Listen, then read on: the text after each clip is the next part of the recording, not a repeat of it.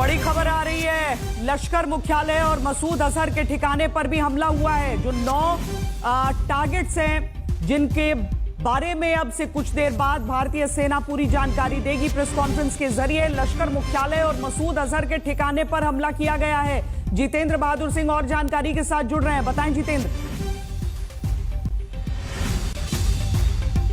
देखिए श्वेता, सूत्रों के हवाले से जो जानकारी मिल रही है उसके मुताबिक जिस तरीके से पिन पॉइंटेड टारगेट किया गया है आतंक के आकाओं के, जहां से वो मस्जिद जहां बहावलपुर में मौजूद है, जहां मसूद अजहर जो है आतंकवादियों को ट्रेनिंग दिया करता था, उस मस्जिद को निशाना बनाया गया है। इसके साथ ही ये भी जानकारी मिल रही है कि जो लश्कर तैयबा का जो मुख्यालय रहा है मुरीदकी में, वहां पर भी पिन पॉइंटेड ऑपरेशन किया गया है। इस तरीके की जानकारी सूत्रों के हवाले से मिल रही है। सबसे बड़ी बात यह है कि इन आतंकवादियों को ट्रेनिंग यहां पर चाहे मसूद अजहर हो या फिर जो जैश ए मोहम्मद का आतंकी पूरा संगठन है, वो पूरी ब्रिगेड यहां पर तैयार होती है और उसके बाद अलग अलग स्थानों पर जाकर के पाक अधिकृत कश्मीर के उन इलाकों में जाकर के जहां पर लॉन्च पैड बने होते हैं, वहां से आतंकवादियों को भेजा जाता है। तो इस तरीके की जानकारी मिल रही है और ये एक बड़ा टारगेटेड जो है निशाना था और अलग अलग सेनाओं की तरफ से,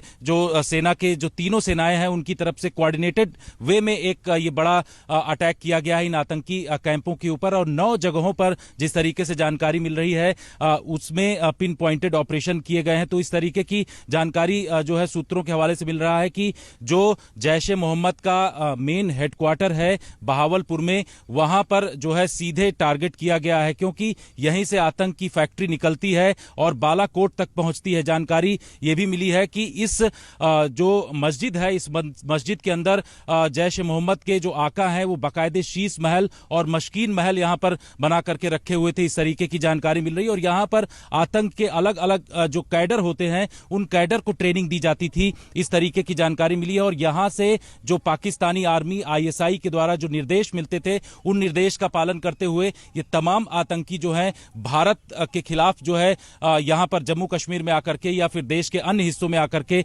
इनके द्वारा टारगेटेड एक्शन किया जाता था। तो इस तरीके की जानकारी है और सीधे तौर पर जो लश्कर तैयबा का मुख्यालय है मुरीदके में, वहां पर भी हिट किया गया है। इसके साथ ही कुछ अन्य जगहें हैं जहां पर TRF और इसके साथ साथ लश्कर के जो स्यूडो ऑर्गेनाइजेशंस वो पलते हैं, उनको सीधे तौर पर टारगेट किया गया है। इस तरीके की जानकारी मिल रही है।